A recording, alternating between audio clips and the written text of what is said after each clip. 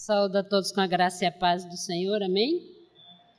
Queria dizer que eu sou apenas serva, tá, gente? Eu sou serva do Senhor e isso é um grande privilégio poder servir ao Senhor nessa linda e nobre missão, né? Todos nós estamos dentro desse propósito magnífico do Senhor e eu queria convidá-los a abrir as vossas Bíblias em Deuteronômio. Nós vamos usar vários textos aqui, mas o texto que eu queria iniciar era esse texto de Deuteronômio, capítulo 32. Deuteronômio, capítulo 32,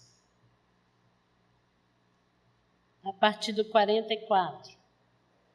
Deuteronômio 32, a partir do versículo 44.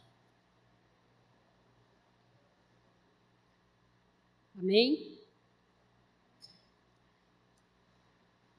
Diz assim o versículo 44: Veio Moisés e falou todas as palavras deste cântico aos ouvidos do povo, ele e Josué, filho de Num. Tendo, pois, falado estas palavras a todo Israel, disse-lhes: Aplicai o coração a todas as palavras que hoje testifico entre vós, para que ordeneis a vossos filhos que cuidem de cumprir todas as palavras desta lei, porque esta palavra não é para vós outra coisa vã, antes é a vossa vida, e por esta mesma palavra prolongareis os dias na terra, a qual, passando o Jordão, ides a possuir. Essa é uma palavra que faz parte do Cântico de Moisés, quando eles estavam indo rumo ao caminho que Deus preparou para a nação de Israel, para chegar e possuir a terra de Canaã. E aí, após um longo processo, Moisés fala estas palavras para que o povo possa aplicar ao coração. E hoje, nesta manhã, eu acho que a igreja está celebrando a educação cristã, não é isso? Celebrando a educação cristã.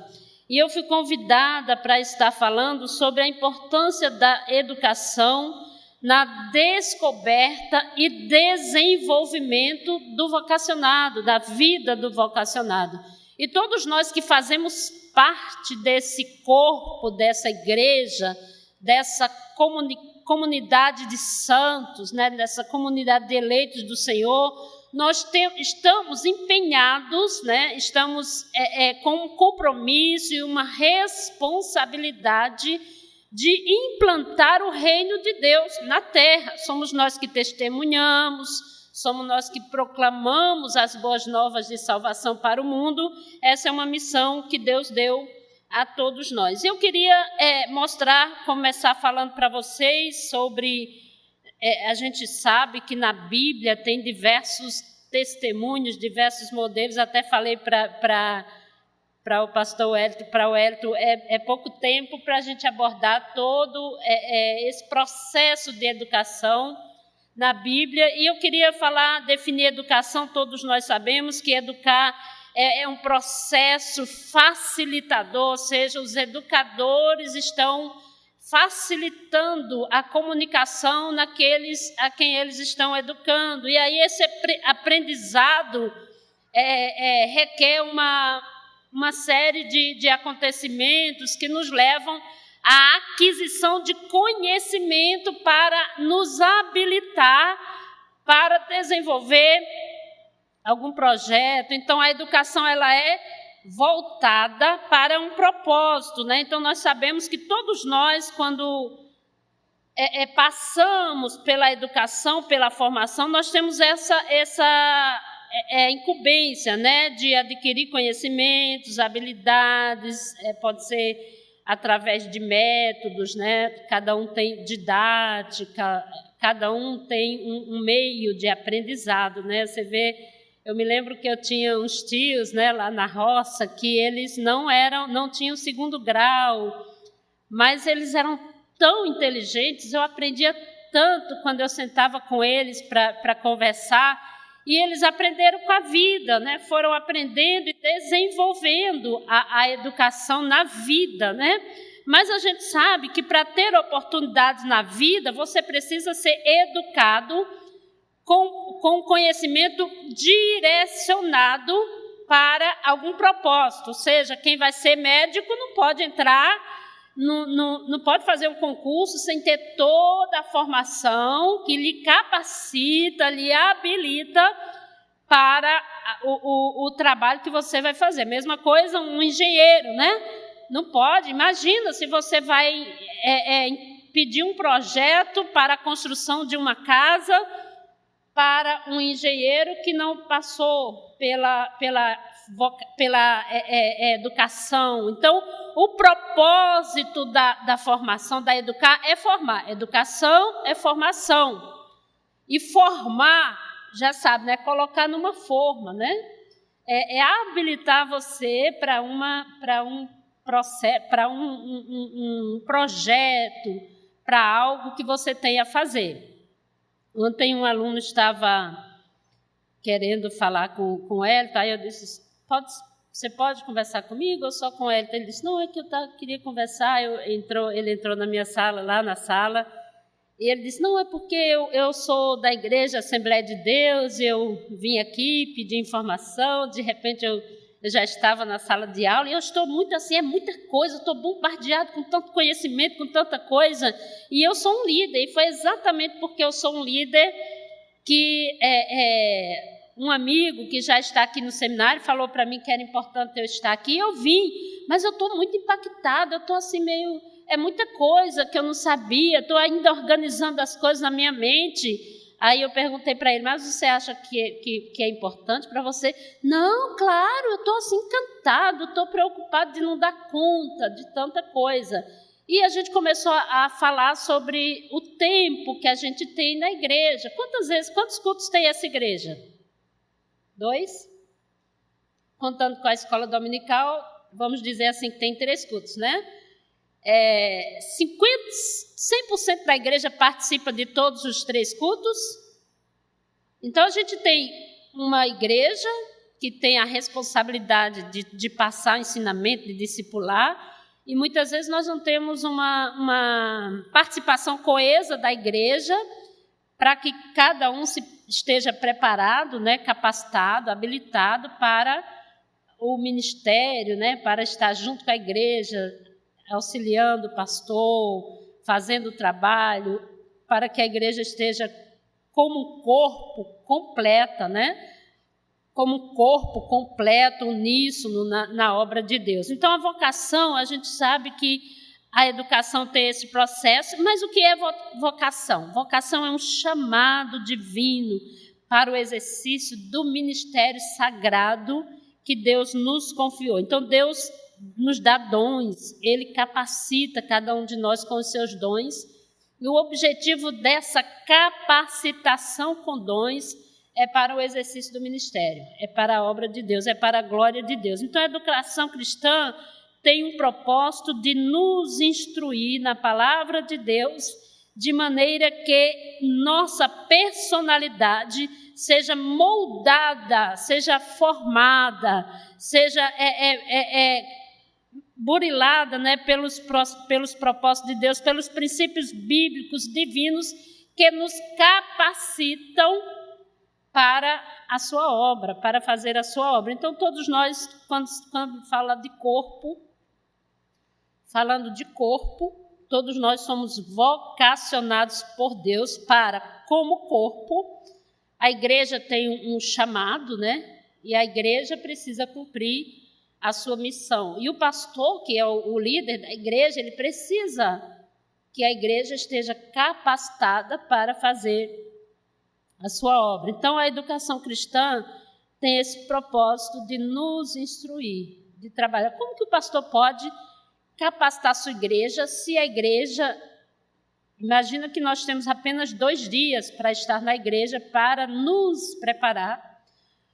Um desses dias não é o culto de ensinamento, né? Um desses dias é um outro tipo de culto, então nem sempre a gente tem esse ensinamento que nos capacita e nos prepara para a tarefa que temos a executar no reino de Deus. Então nós temos essa responsabilidade de nos preparar, e é na igreja, é entendendo a nossa vocação. A vocação tem três fases, vamos dizer assim. Você é vocacionado por Deus, você sente o seu chamado como igreja. Aí você tem essa convicção, Deus vai confirmando isso ao seu coração. Depois, você tem uma direção de Deus para o propósito que Ele deseja na sua vida. Por exemplo, tem pessoas que podem ser chamadas para o ministério do louvor, né, da adoração, que eu me lembro que uma vez eu fui convidada para dar aula no curso de música. E eu falei para as pessoas que me convidaram, mas eu não sei cantar, eu não sei, eu não sou a pessoa ideal para dar aula no curso de música. Aí eles disseram, não, a gente vai falar sobre adoração e missão. Eu disse, mas eu não tenho nada sobre isso. Não, mas a gente quer que a senhora dê aula. E eu fiquei assim, queria recusar o convite, mas eu não sabia o que fazer, porque a pessoa insistia. E eu me lembro que eu fui ler um livro, eu estava lendo um livro de missões.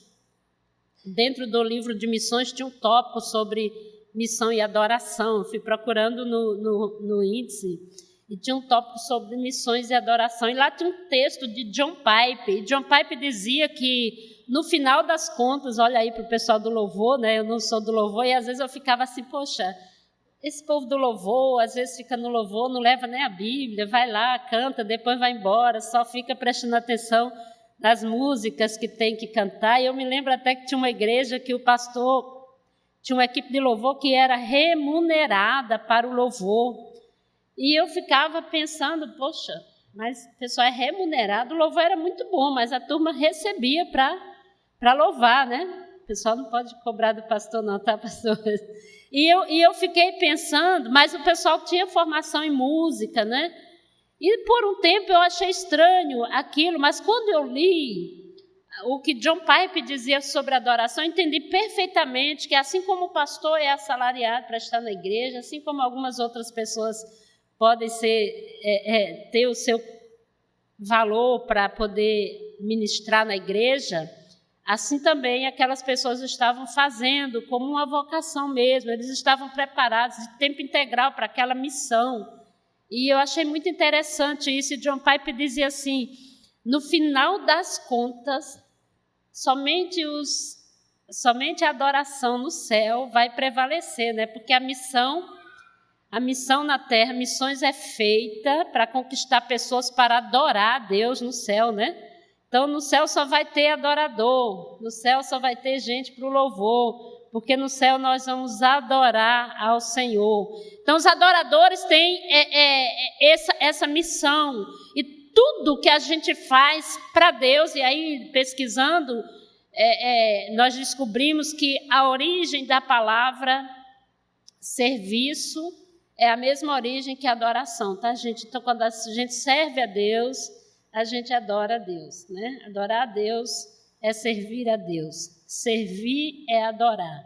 Então, a gente tem que nós estamos empenhados nessa vocação, nesse propósito de adoração. Então, o Antigo e o Novo Testamento têm fortes e contundentes evidências de que Deus exige que o seu povo aprenda as verdades, ensine as suas verdades para outros. E aí eu queria analisar, no mínimo, aqui 2 personagens bem impactantes para nós. O primeiro deles que eu queria analisar é Moisés.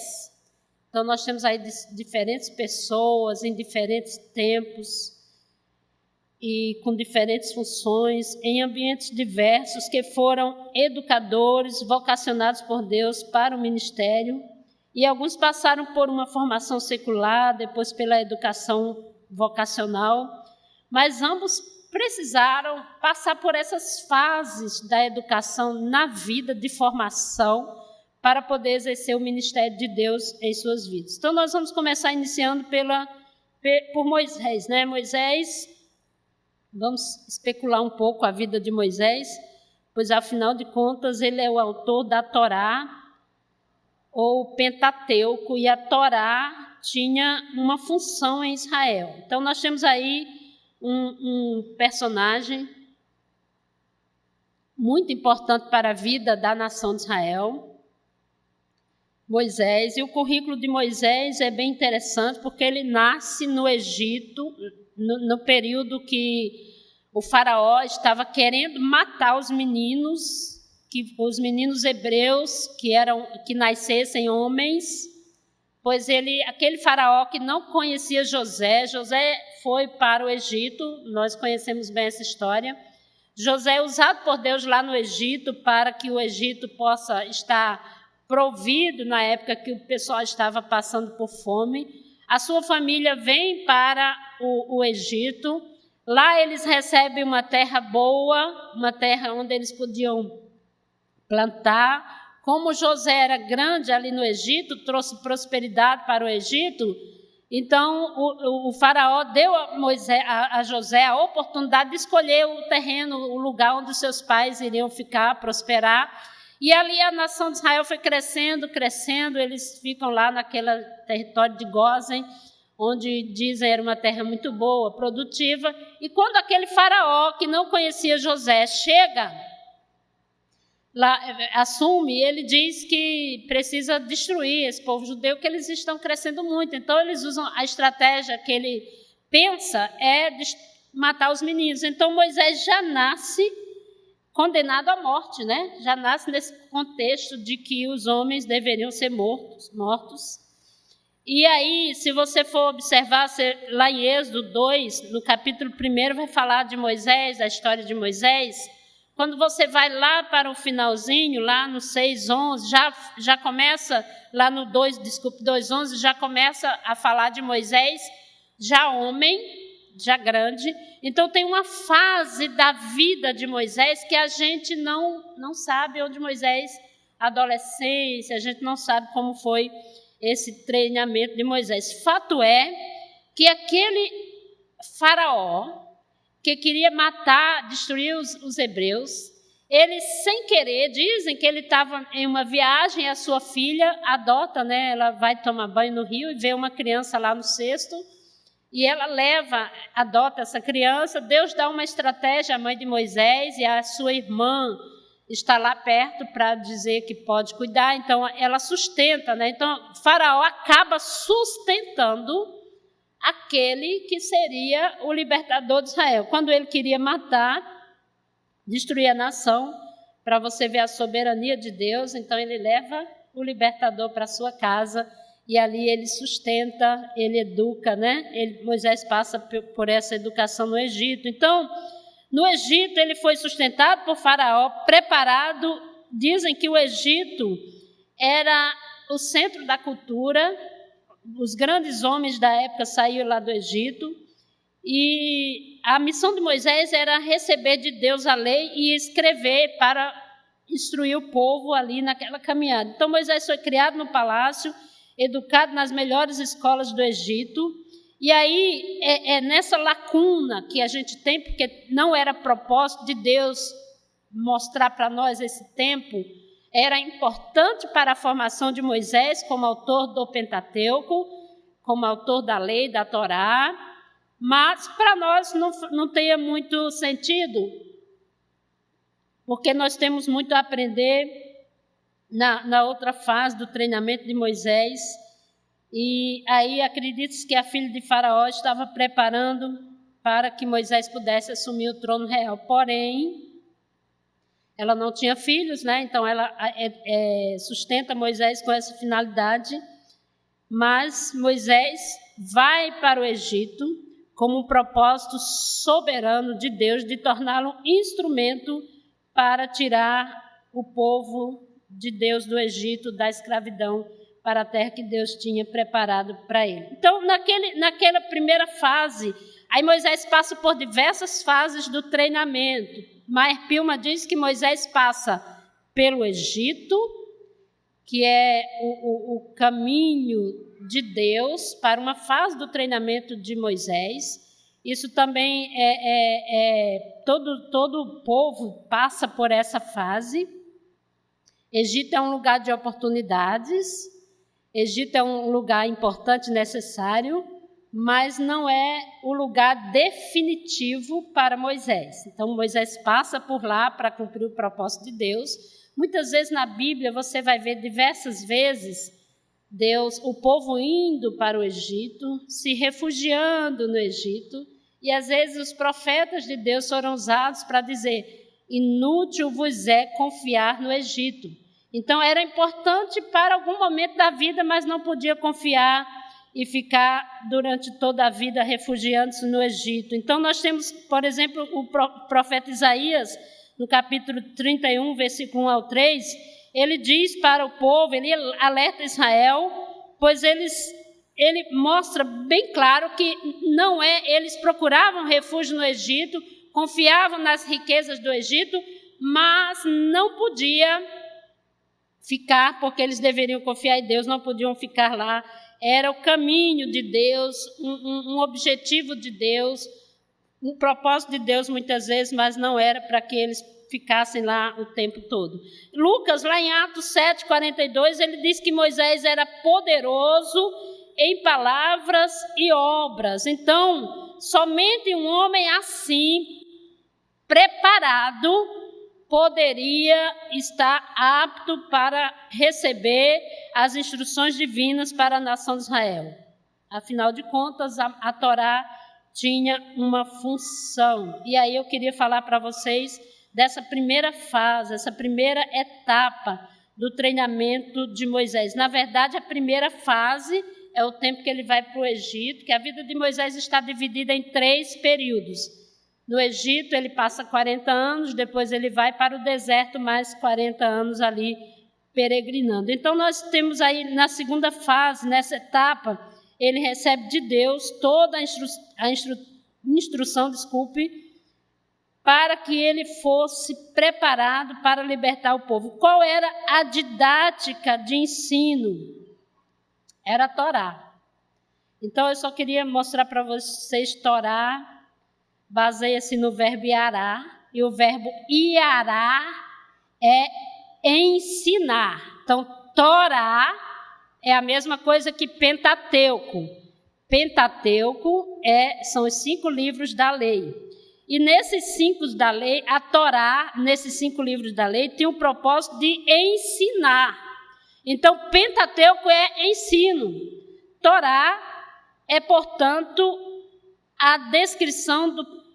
a instrução, e revela de imediato o propósito de Deus, que era educar o povo acerca de sua identidade, sua história, seu papel entre as nações da terra e o seu futuro. Era para isso que a Torá, ou Pentateuco, existia, né? Nós temos 5 livros no Pentateuco, é Gênesis, Êxodo, Levíticos, Números e Deuteronômio. Em cada um deles, Deus vai revelar o seu propósito. Por exemplo, Gênesis Bereshit é o livro que vai mostrar a criação. Então, ali apresenta um Deus criador. Aí você vai ver que no prosseguimento, o povo começa bem, mas eles terminam em pecado. E aí o livro de Êxodo vai mostrar o Deus libertador. Então Deus criou, Deus não apenas criou o homem, mas ele liberta o homem. Levítico é o livro da lei, das leis. Então as leis têm o propósito de educar também. A lei tem o propósito de educar a nação, de corrigir os erros. E aí em Levítico nós temos o Deus santificador. Então não é suficiente apenas criar em Gênesis. Não é suficiente apenas libertar, mas ele também santifica o povo. E aí ele cria, liberta, santifica. Números, ele caminha junto, porque aí Números vai mostrar a libertação. E em Deuteronômio, ele cumpre com as suas promessas, porque aí ele vai repetir e mostrar para o povo que ele vai cumprir todas as promessas que ele prometeu. Aí Moisés diz aqui em Deuteronômio 32, quando ele está conversando com o povo, ele diz: aplique o coração a essas palavras. Aplique o coração a isso, porque por essa palavra vivereis. Então a Torá tinha esse propósito de instruir o povo acerca do seu futuro como nação de Israel. E na terceira, então essa instrução era muito importante para a vida deles. Então na terceira fase, nessa fase que Deus está instruindo Moisés agora, ele fala primeiro com Moisés, ele dá a Torá para Moisés, ele dá o Pentateuco, dá toda essa instrução para Moisés.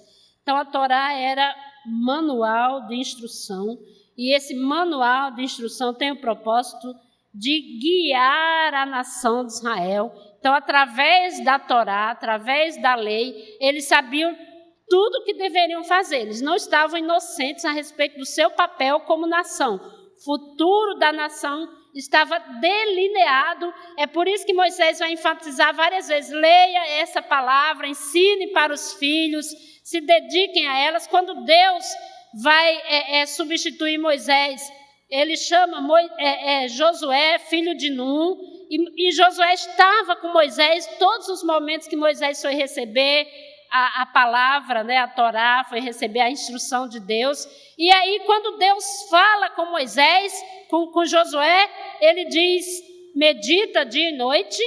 Por que Deus não falou para Josué: olha, agora você prepara o pessoal com material bélico, porque agora é tempo de guerrear, não é? Ele podia ter dito isso para Josué, mas ele diz para Josué: medita, quando precisar você faz uma campanha de oração. Foi isso que ele falou? Quando é que tem que meditar?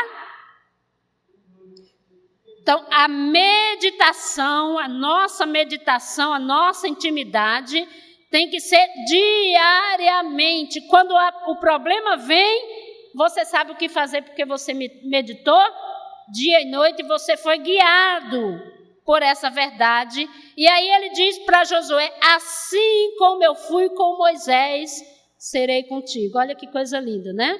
Deus fala com Moisés, Josué está com ele. Então Josué estava ali sendo já um aprendiz, um discípulo, para que ele pudesse então saber o que fazer na hora da dificuldade, na hora da batalha. E chegou um momento que Josué passou por uma batalha, né? Ali quando a cidade de Ai foi destruída, era uma pequena cidade, o povo de Israel foi vencido naquela batalha. E aí, quando foram enviar os espias para ver a cidade, eles disseram: não precisa mandar cansar todo o exército, porque é uma cidade pequena. E aí, quando eles foram para aquela campanha, eles foram derrotados. Josué fica muito arrasado com isso, porque Acã, ele pega uma capa, ele desobedece às regras daquela guerra, daquela batalha, e aí o povo perde a batalha. Isso é um sinal que eles tinham que obedecer. Eles não podiam confiar, não é porque o povo era pequeno, porque o povo era pouco, que eles iam fazer de qualquer forma. Eles tinham que obedecer aos princípios para aquela batalha. E aí Josué está lá orando, e o Senhor diz para ele: levanta-te, vá lá e tire o pecado. Há pecado no acampamento. Levante, porque você está aí prostrado. Então, tem momentos que você precisa saber, segundo a orientação de Deus, saber o que você tem que fazer para poder superar e vencer, saber o que Deus tem a fazer.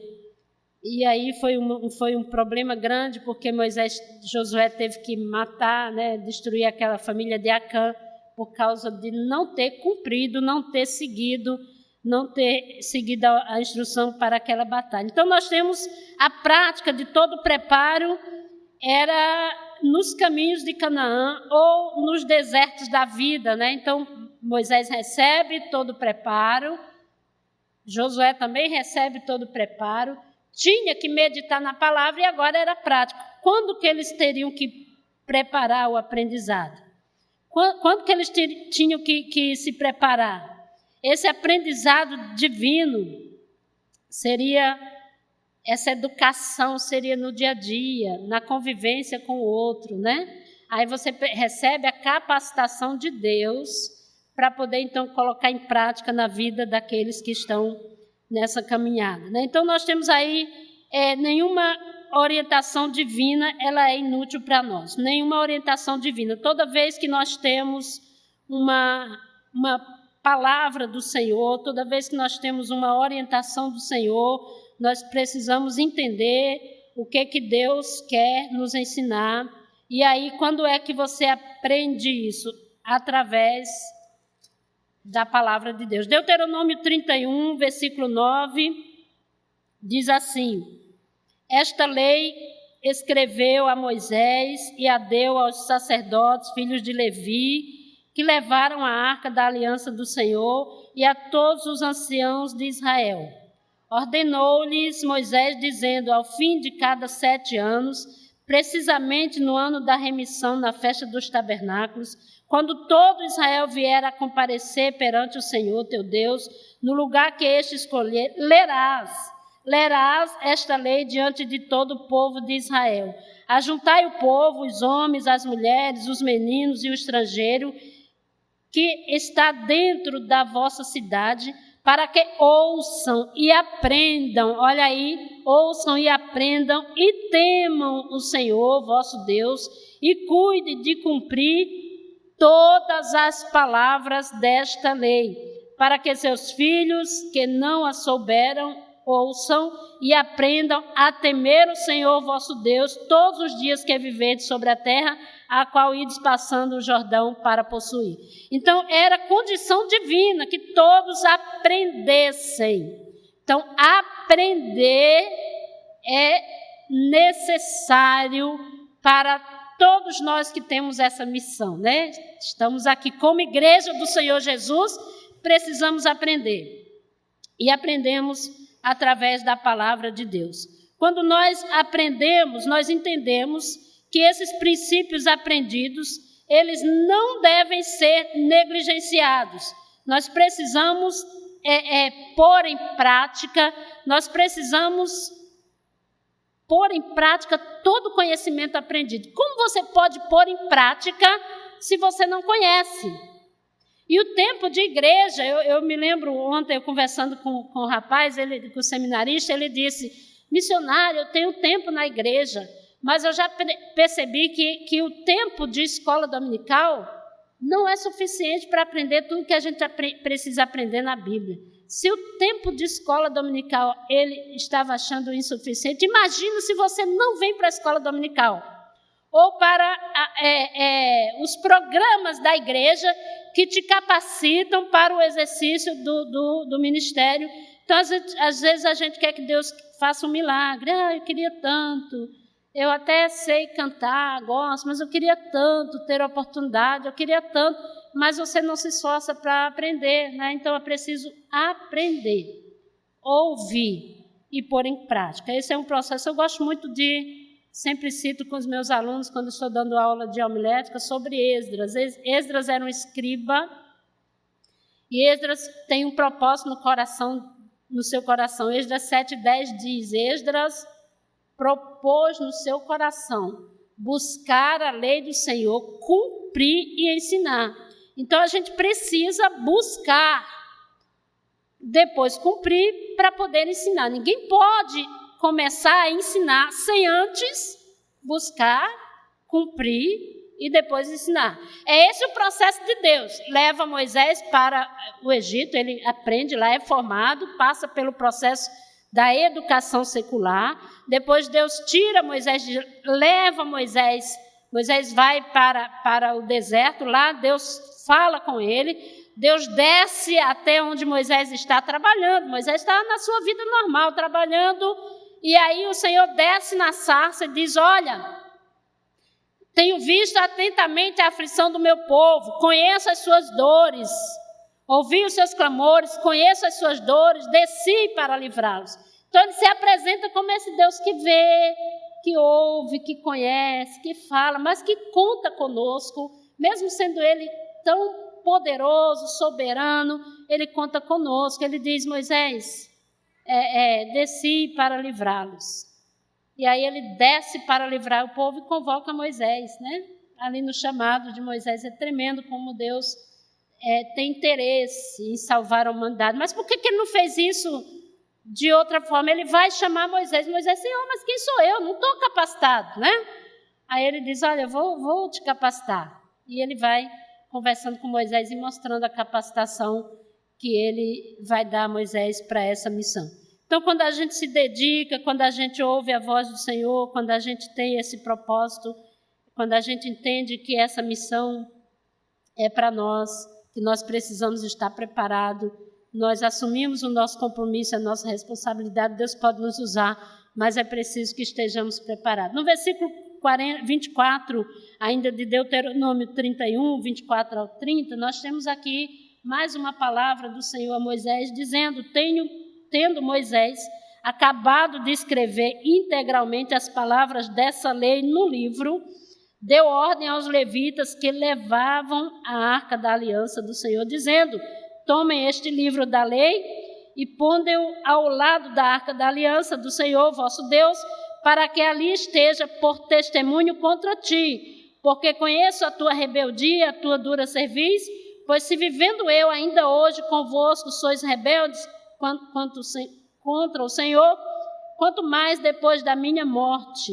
Ajuntai perante mim todos os anciãos dos vossos tribos, vossos oficiais, para que eu fale aos seus ouvidos estas palavras, e contra eles, por testemunho, tomarei os céus e a terra, porque sei que depois da minha morte, por certo, procedereis completamente e vos desviareis do caminho que eu vos tenho ordenado. Então, este mal vos alcançará nos últimos dias, porque fareis mal perante o Senhor, provocando a ira contra as vossas mãos. Então Moisés pronunciou integralmente as palavras deste cântico nos ouvidos de toda a congregação de Israel. Então Moisés estava trazendo, através do cântico de adoração ao Senhor, a responsabilidade e a necessidade de entenderem que eles precisavam, aqueles viajantes do deserto, aqueles caminhantes ali do deserto, eles precisavam entender, aprender. E o primeiro princípio que ele vai colocar é: apliquem o coração e cuide de cumprir todas as palavras deste cântico. E aí, vamos para o capítulo 32 de Deuteronômio. Ele vai dizer: inclinai os céus e ouvi, e falarei, e ouça a terra as palavras da minha boca. Goteja a minha doutrina como a chuva, destile a minha palavra como orvalho, como chuvisco sobre a relva, e como gotas de água sobre a relva. Então veja só, o que ele está mostrando aqui nesse cântico. Deus, através de Moisés, expressa para a nação de Israel o desejo que ele tem, que a nação ouça as palavras do Senhor, recebam os ensinamentos e cumpram. Veja que coisa interessante. Ele faz essa associação, assim como o orvalho, a chuva desce sobre o orvalho, como as gotas que descem sobre o orvalho, como as plantas precisam dessa chuva para crescerem cheias de vida. Assim, destile a minha doutrina como a chuva, receba a minha doutrina como a chuva, destile o meu dito como orvalho. Esses princípios eram fundamentais para a nação de Israel, para que eles entendessem o que Deus queria, né? O que Deus exigia da nação de Israel. Essa é a primeira fase. Aqui nós temos, só estou mostrando para vocês, na primeira fase da vocação no Antigo Testamento, nós temos diversos outros, né? Além de Moisés, nós temos diversos outros que deram importância a essa lei, e a nação de Israel deveria aplicar o coração a essas verdades que Deus estava passando para o povo. Então nós sabemos no Novo Testamento que Jesus, ele tem um método para instruir o povo, ele tem um método para instruir os seus discípulos, e aí ele prepara 12 homens para que esses 12 homens deem continuidade. Qual é o método de Jesus? Quem sabe? Parábolas, ele conta histórias, muito bem, por parábolas.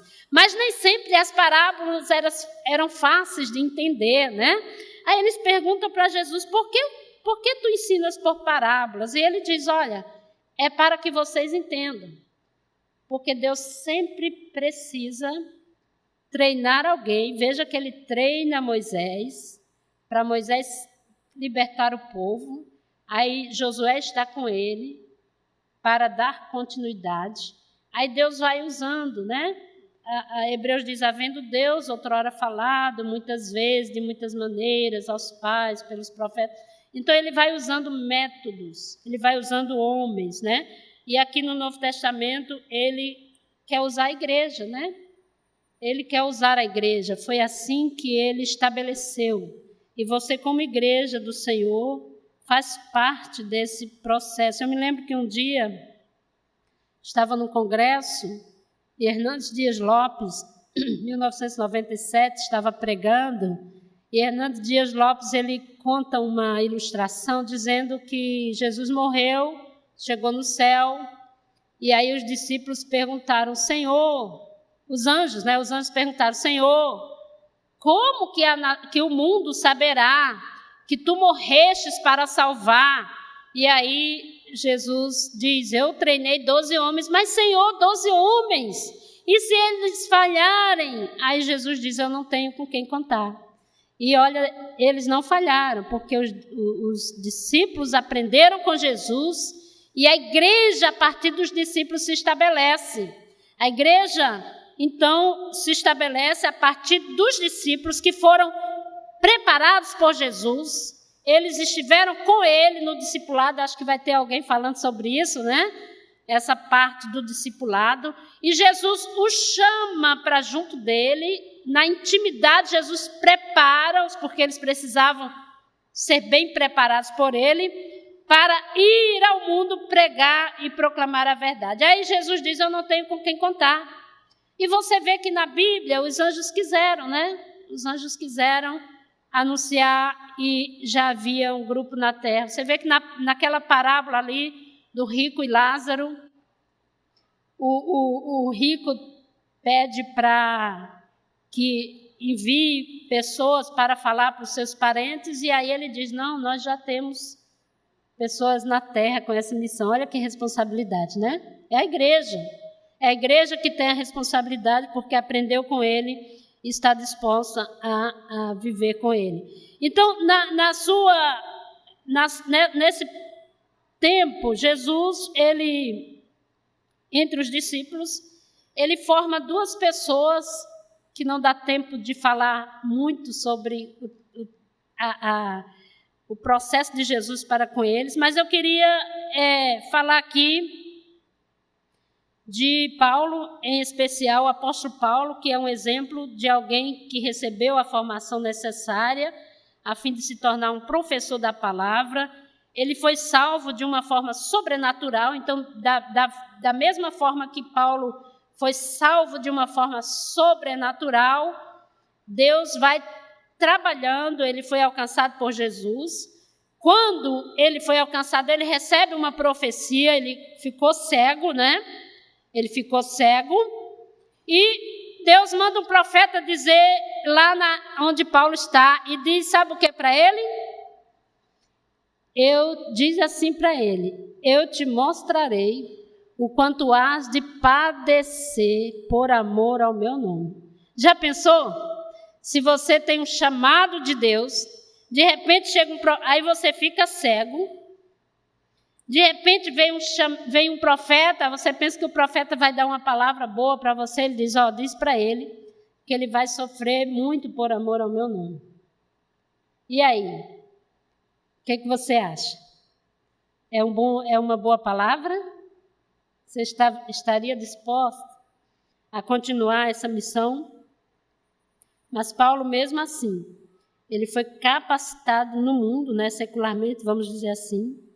Depois ele passa pelas mãos de Barnabé, a fim de ser aprendiz e aí aprender, e Jesus conduz Paulo nesse treinamento, nessa capacitação, e ele se torna autor de cartas doutrinárias como Romanos, Efésios, e a maior parte do Novo Testamento foi escrito por Paulo. Quantas cartas tem o Novo Testamento, quem sabe? Vocês sabem?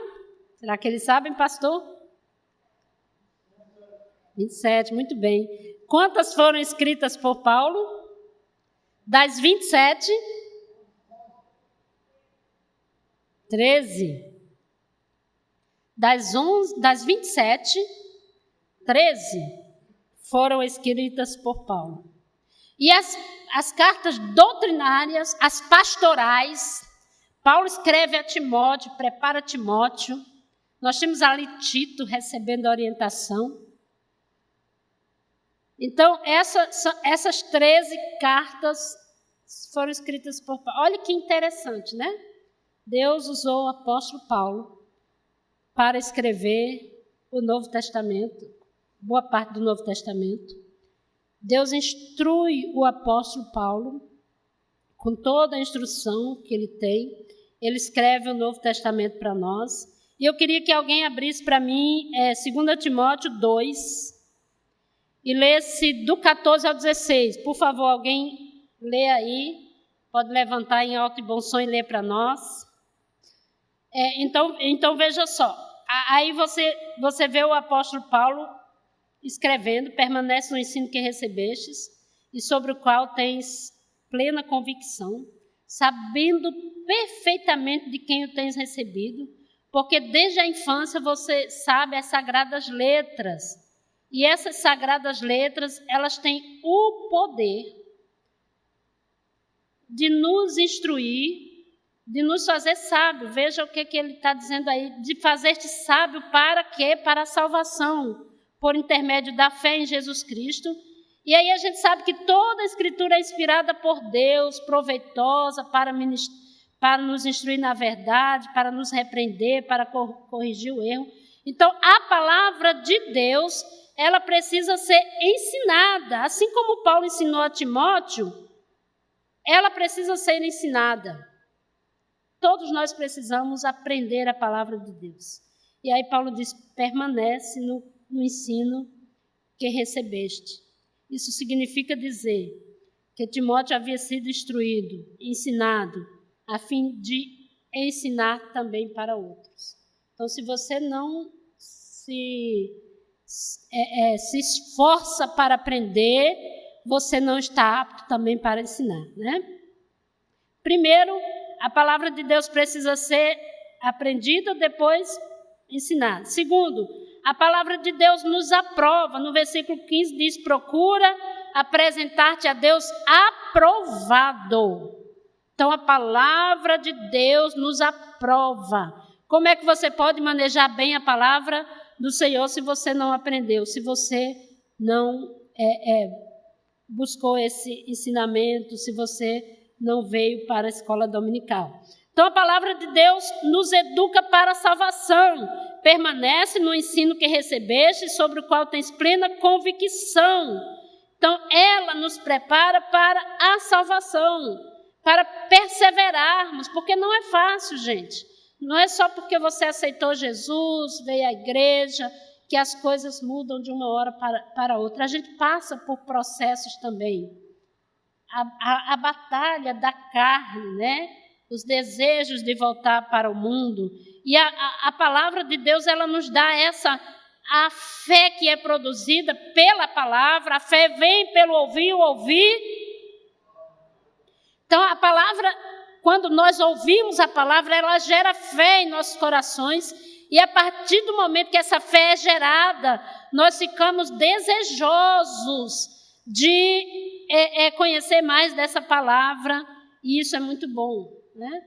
Isso é muito bom. Eu lembro de um texto que não está aqui, mas eu estou lembrando agora, que Paulo diz: o Deus deste século cegou o entendimento dos incrédulos, para que não lhes resplandeça à luz do Evangelho de Cristo, que é a imagem de Deus. Olha que coisa interessante.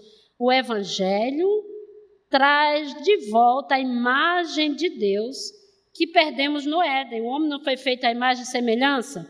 Essa imagem e semelhança de Deus é o propósito de Deus de sermos como Ele. Mas, quando nós pecamos no Éden, o pecado faz a separação entre Deus e o homem e nós adquirimos uma natureza pecaminosa. E aí, essa natureza pecaminosa nos torna agora participantes da natureza de Adão, né? E aí, a imagem, o Evangelho resgata essa imagem. O Evangelho nos torna santos como Ele deseja que sejamos santos, né? E o Deus desse século, a nossa batalha espiritual, é essa luta para vivermos aquilo que Deus tem para nós. Então, Paulo está dizendo a Timóteo que essa palavra ela tem poder de nos fazer sábio e de nos preparar para a salvação. E aí ela é proveitosa para nos repreender, para corrigir, para nos instruir na verdade. A palavra gera fé. Ele diz isso lá em Romanos 1,17, que a fé vem pelo ouvir, e aí a fé fundamenta as nossas convicções, né? A fé, ela traz para nós o entendimento das firmes verdades de Deus para a nossa vida. 2 Timóteo 2,15, a parte B vai dizer que a palavra de Deus, ela ministra a verdade de Deus aos nossos corações. Ela repreende o mal, então ela é capaz de tirar a maldade dos nossos corações, de corrigir os nossos erros e forjar em nós o caráter de Cristo. A palavra de Deus, então, 1 Timóteo, capítulo 1, 1 Timóteo, capítulo 1, 8 a 11. Olha que coisa interessante, o Evangelho é para pecadores. A lei, ela corrige os transgressores, rebeldes, irreverentes, ímpios, profanos, matricidas, homicidas, impuros, sodomitas, homens mentirosos. O Evangelho da glória de Deus, ela foi nos dada, o Evangelho foi nos dado com essa finalidade, corrigir a impiedade dos nossos corações. E aí, como é que o mundo pode ser salvo, pode ser corrigido, né, dos seus pecados, se o Evangelho for pregado através daqueles que têm a responsabilidade de anunciar? Então, repreende o mal, corrige os erros, converte o pecador, fundamenta a nossa vocação e a nossa fé, salva a vida daqueles que ouvem, né? 1 Timóteo 4, 14 ao 16, Paulo vai dizer, fazendo assim, medita estas coisas, fazendo assim salvarás tanto a ti como aos que te ouvem. Você vai ver aí essa palavra de Paulo falando a Timóteo, aplica-te à lei, à exortação e ao ensino, não negligencies o dom que há em ti, que foi concedido mediante profecia com a imposição das mãos. Medita estas coisas, nelas ser diligente, para que o teu progresso seja manifesto a todos. Tem cuidado de ti e da doutrina. Continua nesses deveres, porque fazendo assim salvarás tanto a ti como aos que te ouvem. Então, o compromisso que nós temos no aprendizado salva a nossa vida e salva aqueles que nos ouvem. Então, você tem uma grande responsabilidade, tá?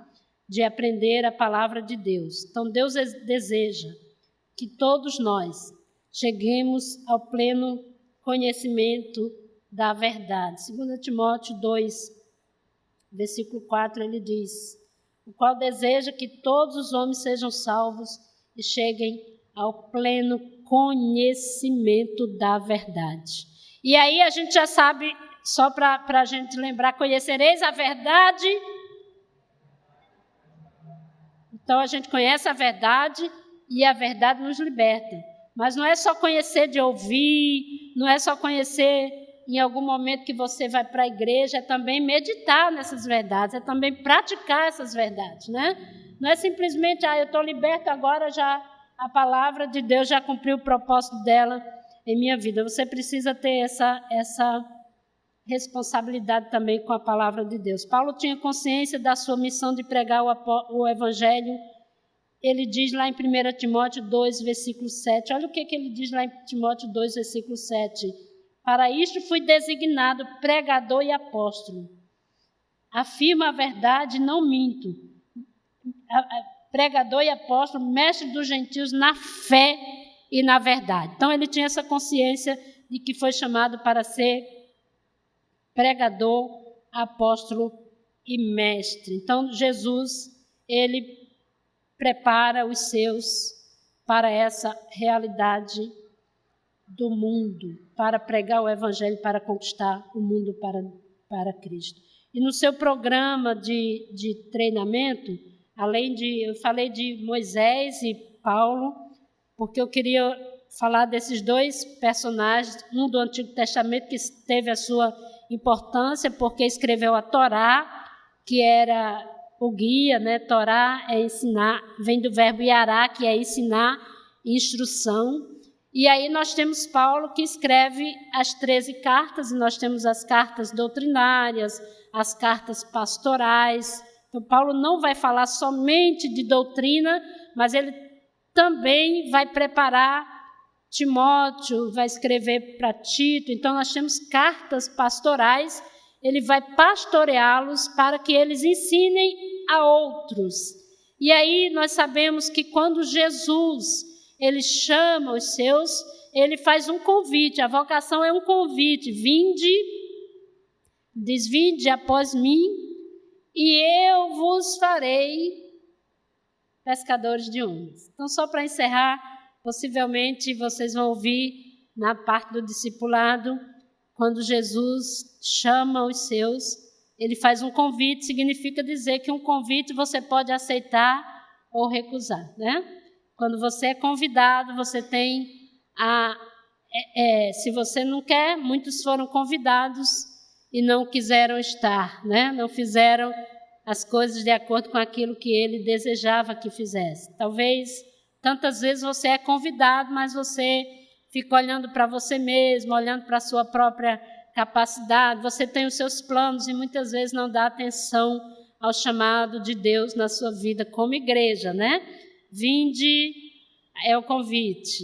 Aí ele diz assim, eu vos farei. Essa é uma promessa de preparo, de capacitação. É Ele quem faz em nós, é Ele quem nos capacita, e aí ele tem uma missão que é pescadores de homens. E aí esse processo ele vai fazer com Pedro, e nós não temos tempo de abordar, mas só para vocês entenderem que devemos passar pela escola, pela educação, pela formação. A vocação exige de nós compromisso com o aprendizado, com o ensino, porque nós temos uma responsabilidade de passar para outros. Então, ele nos convida, ele nos prepara, ele nos dá uma missão. Vinde após mim, e eu vos farei pescadores de homens. Nós temos um compromisso com o Senhor, e esse compromisso exige de nós uma dedicação ao ensino, né? Ao currículo de Jesus, ao currículo de Deus para as nossas vidas. E a Igreja do Senhor Jesus tem essa missão, né? Estamos aqui no mundo para... A obra acontece numa dinâmica de todos juntos, né? Um corpo se mobilizando para que o todo aconteça. Que Deus nos abençoe e ajude essa igreja a estar inteira na missão de Deus.